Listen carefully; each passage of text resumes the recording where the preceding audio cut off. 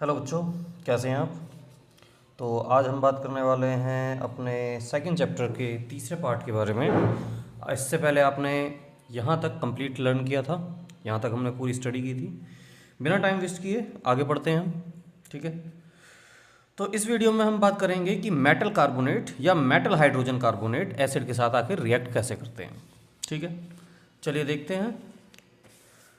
आपके पास यहाँ पहले एक्टिविटी दे रखी है 2.5। इस एक्टिविटी में हम थोड़ा सा देख लेते हैं कि हमें एक सोडियम कार्बोनेट लेना है टेस्ट ट्यूब के अंदर, ठीक है। Na2CO3 Na2CO3 एक टेस्ट ट्यूब के अंदर लेना है और फिर उसमें हमें एसिड मिला देना है, ठीक है। कौन सा एसिड मिलाना है? HCl मिलाना है। तो आप उसमें HCl मिला देंगे। दूसरी टेस्ट ट्यूब में आपको क्या लेना है? सोडियम हाइड्रोजन कार्बोनेट और उसमें भी आपको HCl मिला देना है। अब आपको ऑब्जर्व करना है कि क्या होगा जब इसमें हम मिलाएंगे ये दोनों चीज़ें, तो आपको क्या ऑब्जर्वेशन होगी। तो समझते हैं क्या होगा।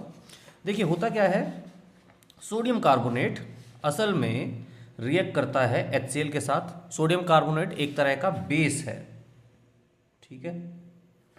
ये एक तरह का बेस है। जब ये HCl के साथ रिएक्ट करता है तो सबसे पहले तो सोडियम कार्बोनेट में से कार्बन डाइऑक्साइड निकल जाता है, CO2 निकल जाता है, ठीक है। अब एक बार CO2 निकल गया, एक कार्बन और दो ऑक्सीजन निकल गए, तो क्या बच गया? Na बच गया और O बच गया, ठीक है। सोडियम बच गया और ऑक्सीजन बच गया, Na2O बच गया सिंपली, ठीक है। अब जो Na2O है मेटल ऑक्साइड है, और मेटल ऑक्साइड कैसा होता है? Basic in nature.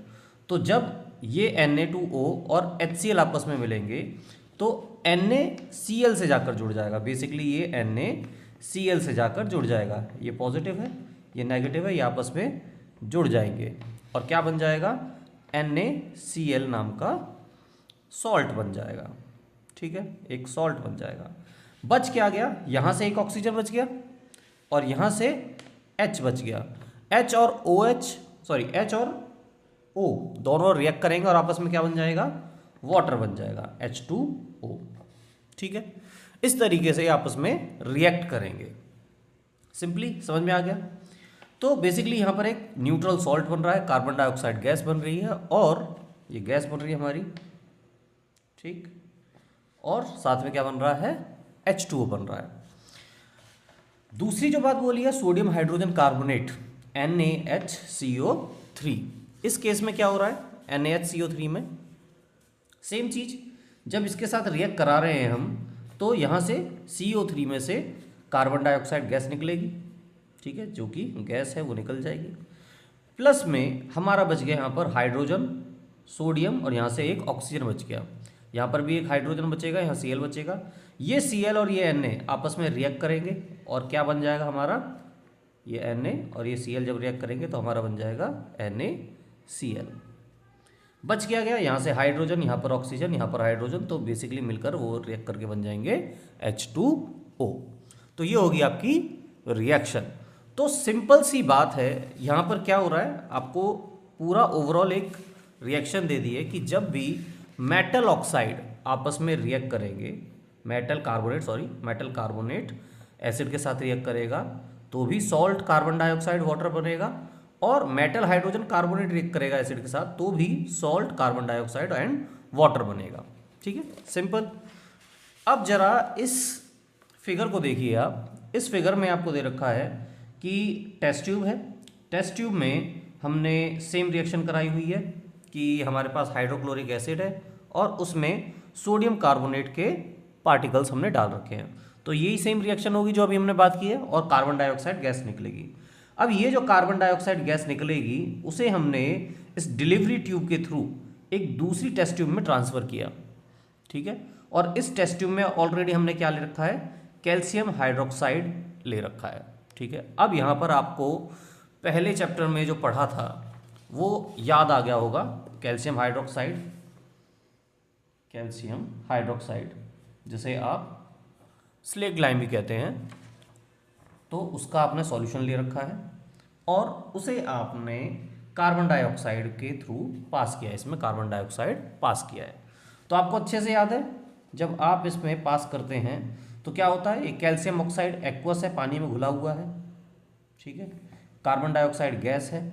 जब आप इसे इससे पास करते हैं तो ये दोनों आपस में रिएक्ट करते हैं और कैल्शियम कार्बोनेट बन जाता है, ठीक है, और ये घुलता नहीं है ना, तो ये वाइट कलर का पीपीटी बन जाता है, नीचे सेटल डाउन हो जाता है।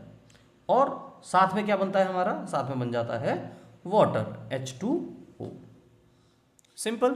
तो जब आप कैल्शियम हाइड्रोक्साइड के सॉल्यूशन में कार्बन डाइऑक्साइड गैस को पास करते हो तो वाइट कलर का पीपीटी बन जाता है, कैल्शियम कार्बोनेट, और साथ में बनता है वाटर। तो ये बेसिकली क्या था, ये था test for presence of CO2। CO2 के प्रेजेंस के लिए हम ये टेस्ट करते हैं, ठीक है। पर यहाँ पर सिर्फ यही बात नहीं है, इससे आगे भी आपसे बात बोली है। वैसे तो ये बात यहाँ बोली हुई है आपको, कैल्शियम हाइड्रोक्साइड के साथ आप कार्बन डाइऑक्साइड रिएक्ट करेंगे तो कैल्शियम कार्बोनेट बनेगा जो सॉलिड है, वाइट प्रेसिपिटेट है, और वाटर बन जाएगा, लिक्विड। पर अगर आप इस डिलीवरी ट्यूब के through constantly carbon dioxide excess amount में पास आउट करते रहें तो क्या होगा, तो होगा क्या, देखिए आपके पास ऑलरेडी कैल्शियम कार्बोनेट है ही, जो बन चुका था उधर, और साथ में वाटर भी बन रहा था, ठीक है। ये कैल्शियम कार्बोनेट सॉलिड फॉर्म में है, पीपीटी फॉर्म में है, ठीक है, सॉलिड लिख देते हैं, और ये आपके लिक्विड फॉर्म में है, और इससे आप लगातार अब भी कार्बन डाइऑक्साइड गैस पास करते जा रहे हैं। क्या होगा, होगा क्या कि ये आपस में रिएक्ट करेंगे और आपका बन जाएगा कैल्शियम हाइड्रोजन कार्बोनेट, ठीक है, क्या बन जाएगा, कैल्शियम हाइड्रोजन कार्बोनेट। अब कैल्शियम हाइड्रोजन कार्बोनेट का फॉर्मूला है ये, बना कैसे कैल्शियम हाइड्रोजन कार्बोनेट का फॉर्मूला, देखिए कार्बोनेट की वैलेंसी कितनी होती है, 2, ठीक है, तो उससे ऑलरेडी एक हाइड्रोजन जुड़ चुका है, तो कितना बचा, 1 बच गया, ठीक है। मतलब कि सिंपल सी अगर हम बात करें, मैं आपको यहीं पे साइड में दिखा देता हूँ कि आपके पास कैल्शियम, पहले कार्बन डाइऑक्साइड का दिखा देते हैं, ठीक है, कार्बोनेट आपके पास, तो कार्बोनेट की वैलेंसी कितनी है, 2 है, ठीक है, -1 यहाँ पर जुड़ेगा, -1 यहाँ जुड़ेगा, सिमिलर ये मान लीजिए आप, तो 1 से तो हाइड्रोजन जुड़ गया, तो 1 की जगह तो बच गई ना, ठीक है। अब आपके पास क्या है जोड़ने के लिए, है कैल्शियम। अब आपको ये भी पता हुआ है कि कैल्शियम की वैलेंसी 2 होती है, एक जगह तो ये जुड़ जाएगा, तो दूसरी जगह कैल्शियम के पास बचेगी ना जोड़ने के लिए, तो वो क्या करेगा, वो उसे एक और चाहिए CO3, जहाँ पर उससे हाइड्रोजन जुड़ा हो और इस वाले पार्ट से ये जुड़ेगा। तो बेसिकली ये कैल्शियम के लिए 2 चाहिए जुड़ने के लिए, ठीक है। तो बेसिकली यही बन जाएगा आपका कैल्शियम हाइड्रोजन कार्बोनेट। ज़्यादा कंफ्यूज होने की जरूरत नहीं है, calcium hydrogen carbonate, hydrogen carbonate की वैलेंसी 1 होती है, आप बस इतना समझ लीजिए, ठीक है।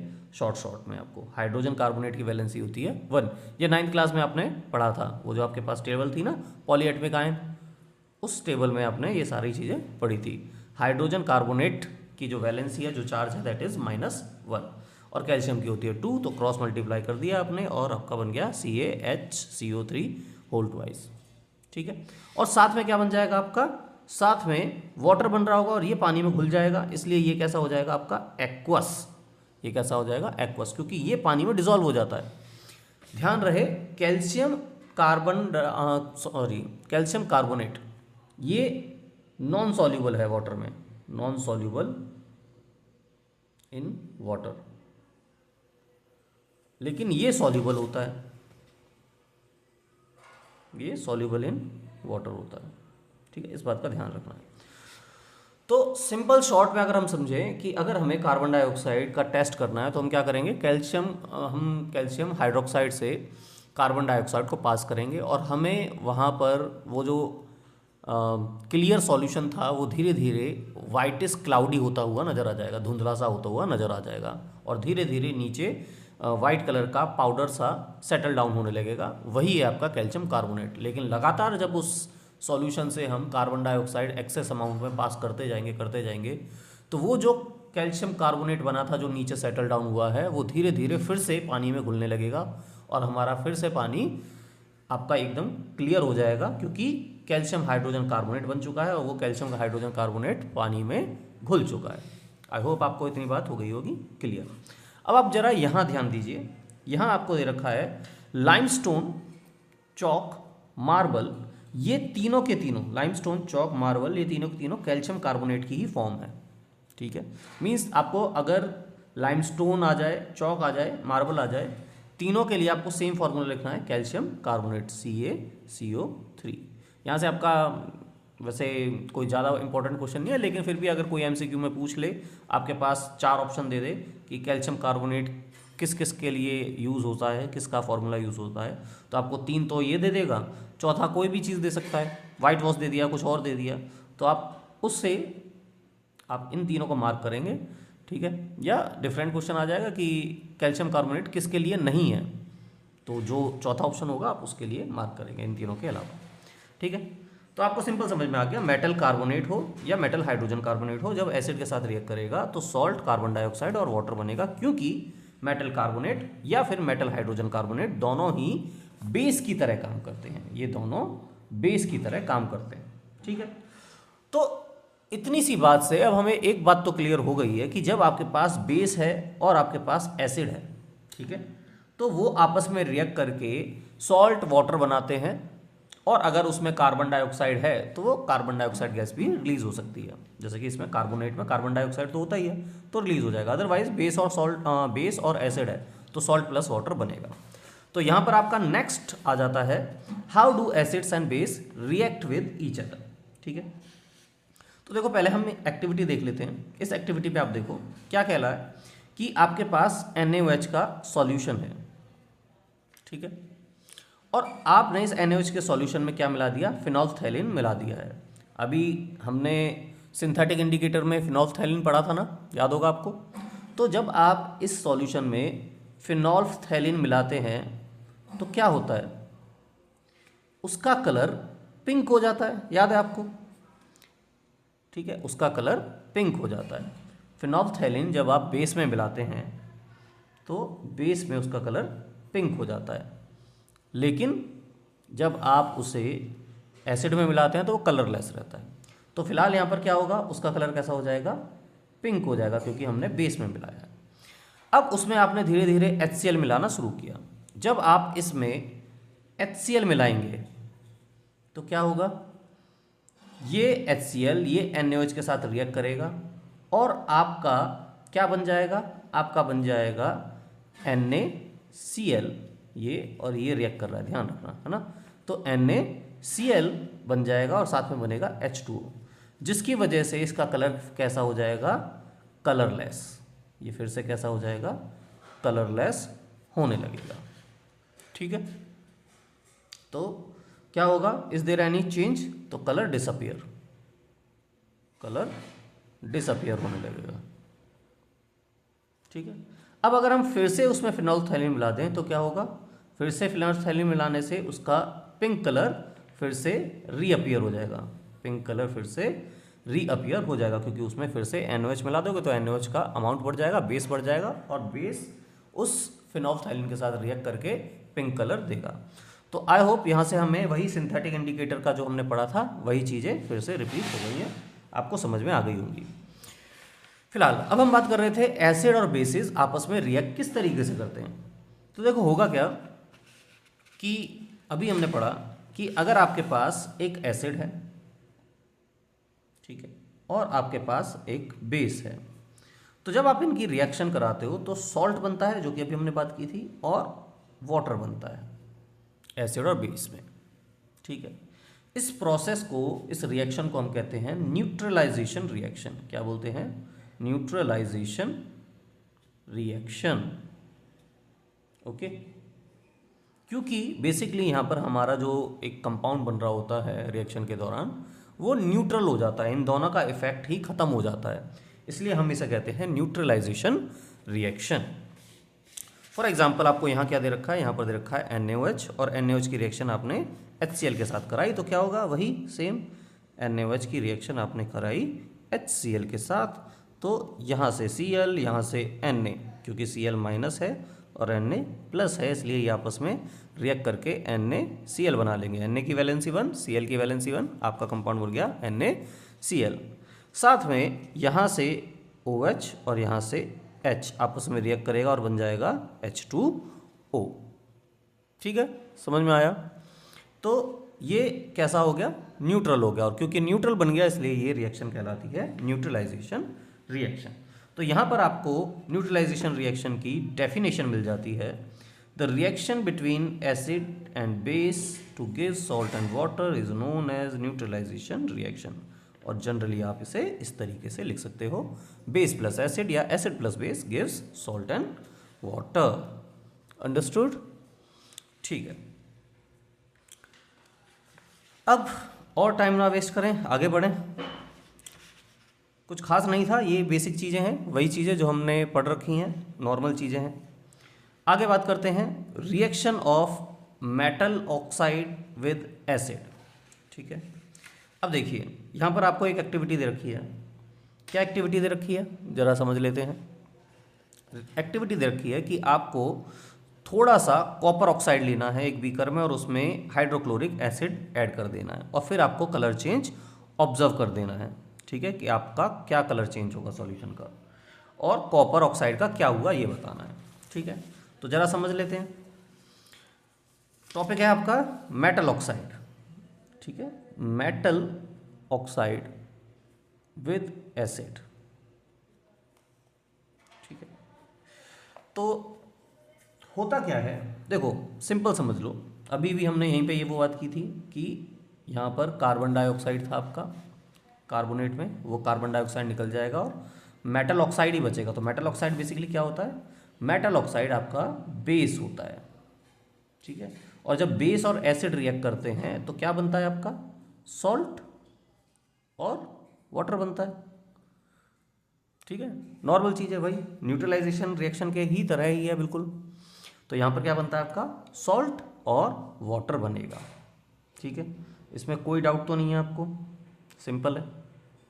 चलिए, तो जो हमें एक्टिविटी बोली है हम उसके बारे में बात कर लेते हैं। उसने कहा आप एक बीकर में लीजिए कॉपर ऑक्साइड। अब आपको फर्स्ट चैप्टर से याद है कॉपर ऑक्साइड का कलर क्या होता है? कॉपर ऑक्साइड का कलर होता है ब्लैक। ठीक है, copper oxide is black in colour. इस कॉपर ऑक्साइड में आपने डाला HCl। ठीक है, HCl डाल दिया, होगा क्या भाई? देखो ये ब्लैक कलर का जो कॉपर ऑक्साइड है ये एक तरह का बेस है, क्योंकि ये मेटल ऑक्साइड है तो ये बेस की तरह काम करेगा। ये एसिड है, बेस प्लस एसिड होगा तो क्या बनेगा? सॉल्ट बनेगा। तो यहाँ पर क्या बनेगा आपका? यहाँ पर कॉपर प्लस है, ठीक है, और ये Cl माइनस है। तो एक कॉपर और Cl एक दूसरे के साथ रिएक्ट करेंगे और बन जाएगा कॉपर क्लोराइड। ठीक है, अब कॉपर की वैलेंसी होती है 2 यहाँ और Cl की होती है 1। क्रॉस मल्टीप्लाई करेंगे तो कॉपर का 2 यहाँ चला गया, 1 यहाँ चला गया, 1 को हम लिखते नहीं हैं। ठीक है, तो ये बन गया हमारा कॉपर क्लोराइड। और साथ में यहाँ से H और यहाँ से OH आपस में रिएक्ट करेंगे। H और O, सॉरी OH बोल देता हूँ मैं बार बार। ठीक है, यहाँ से H और यहाँ से O आपस में रिएक्ट करेंगे और क्या बन जाएगा? आपका कंपाउंड बन जाएगा H2O, वाटर बन जाएगा। तो सेम है, मेटल ऑक्साइड है जो कि एक बेस है, एक एसिड है, दोनों की रिएक्शन होगी, एक सॉल्ट बनेगा और वाटर बनेगा। अब क्वेश्चन ये था कि उसमें जो रिएक्शन हुई उसमें कलर चेंज क्या होगा, ऑब्जर्वेशन क्या होगी?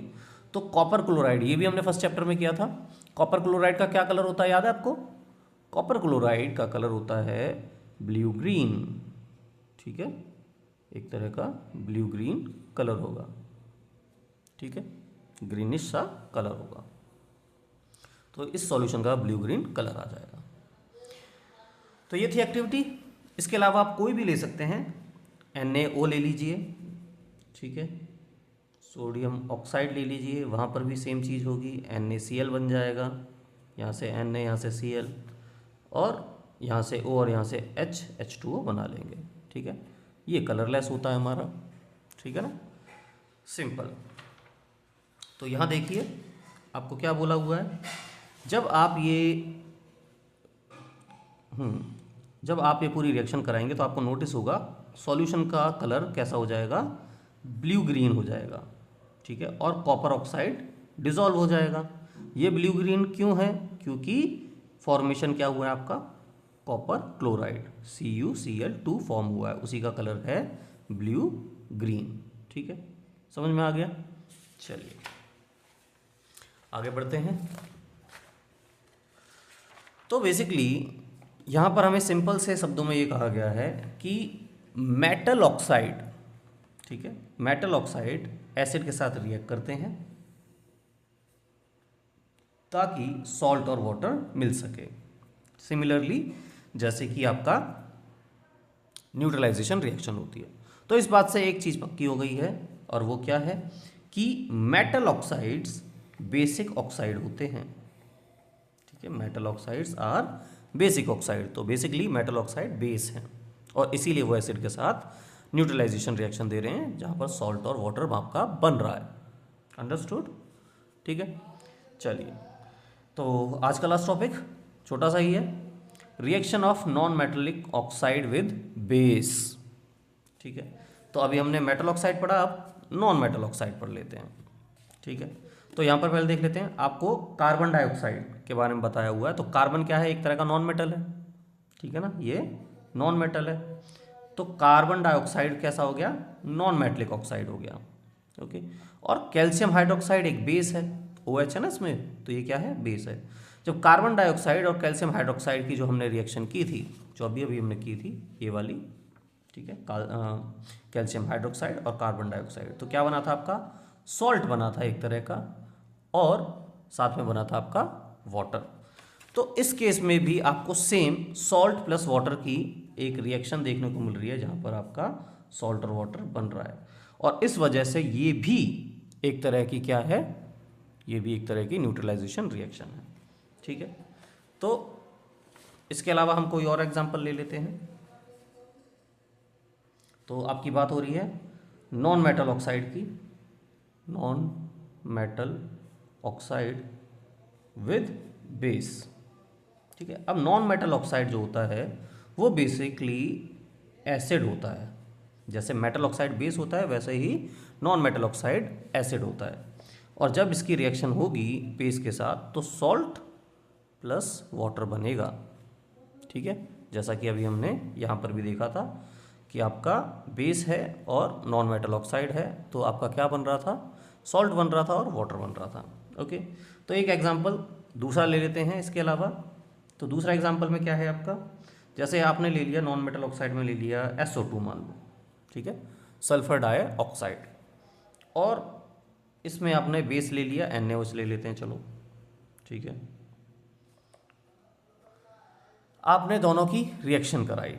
अब क्योंकि SO2 ये सल्फर जो है वो नॉन मेटल है, तो सल्फर जो सल्फर ऑक्साइड है वो आपका एसिड हो गया, और एसिड और बेस सॉल्ट बनाता है। तो क्या बन जाएगा यहाँ पर बनेगा Na2SO4। ठीक है, Na2SO4, और प्लस में यहाँ से O, ठीक है, और यहाँ से OH, ये दोनों आपस में रिएक्ट करके H2O बना लेंगे। ठीक है, यहाँ से ये H2O बना लेंगे। अब आपको थोड़ा सा कन्फ्यूज़न ये होगा कि ये कैसे बना है, सल्फेट कैसे बना है। तो देखो कुछ नहीं है, सिंपल सी आपको चीज़ें बता देते हैं। ठीक, क्या वो चीज़ें हैं, देखो होता क्या है, आपका जो कार्बन डाइऑक्साइड है वो जब सॉल्ट में कन्वर्ट होता है तो कार्बोनेट बन जाता है CO3। ठीक है, जिसकी वैलेंसी 2 होती है, चार्ज -2 होता है, ये चार्ज है इसका -2 होता है। ठीक है, सिमिलरली जब आपका SO2 रिएक्ट करता है तो वो सल्फेट बन जाता है, जिसका चार्ज भी -2 होता है। ठीक है, जब आपका NO2 रिएक्ट करता है तो वो नाइट्रेट बन जाता है। ठीक है, जिसका चार्ज -1 होता है। ओके, और भी कुछ है,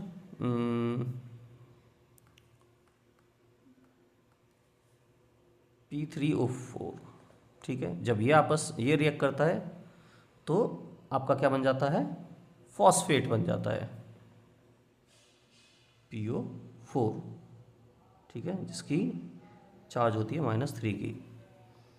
तो ये इस तरीके से आपस में कन्वर्ट होते हैं। तो जब सॉल्ट बनेगा तो इनसे बनेगा, जैसे कार्बन डाइऑक्साइड वाले पार्ट के साथ किया था ना हमने, ठीक है, तो हमारा क्या बना था, कार्बोनेट बन गया था। जब कार्बन डाइऑक्साइड यूज़ किया तो कार्बोनेट बन गया, इसकी वैलेंसी दो, इसकी वैलेंसी दो, आपस में कट गया, ठीक है। इसी तरीके जैसे हमने SO2 यूज़ किया तो वो सल्फेट में कन्वर्ट हो गया, ठीक है। NO2 यूज़ करेंगे तो हमारा नाइट्रेट बन जाएगा, जैसे करके दिखा देते हैं आपको।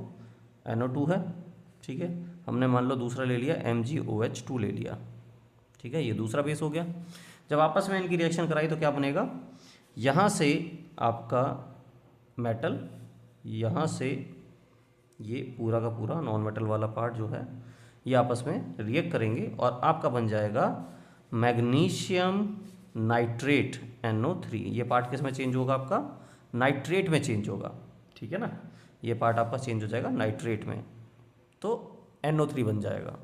अब NO3 की वैलेंसी या चार्ज कह लीजिए 1 है और Mg की कितनी होती है 2, तो Mg की 2 इस पे चली गई और इसकी 1 इधर चली गई और वो हम लिखते नहीं हैं। प्लस में आपका बच गया H2O वाटर, ठीक है, तो ये आपका सॉल्ट बन गया। तो बेसिकली ये क्या है, एसिड की तरह काम कर रहे हैं और ये सॉल्ट बन रहे हैं। समझ में आया आपको? आज की वीडियो में बस इतना ही, वीडियो को ज़्यादा लंबा नहीं खींचेंगे, काफ़ी है ये सारा आप देखेंगे। एक्चुअली ये पूरा का पूरा कहीं ना कहीं न्यूट्रलाइजेशन रिएक्शन ही है। ये जितना भी आज हमने पढ़ा है ये कहीं ना कहीं पूरा न्यूट्रलाइजेशन रिएक्शन है, क्योंकि इसमें अल्टीमेटली सॉल्ट और वाटर ही बन रहा है और रिएक्शन आपकी न्यूट्रलाइज हो रही है। ओके, मिलते हैं अगली वीडियो में, तब तक के लिए बाय, अपना ध्यान रखिए, थैंक यू।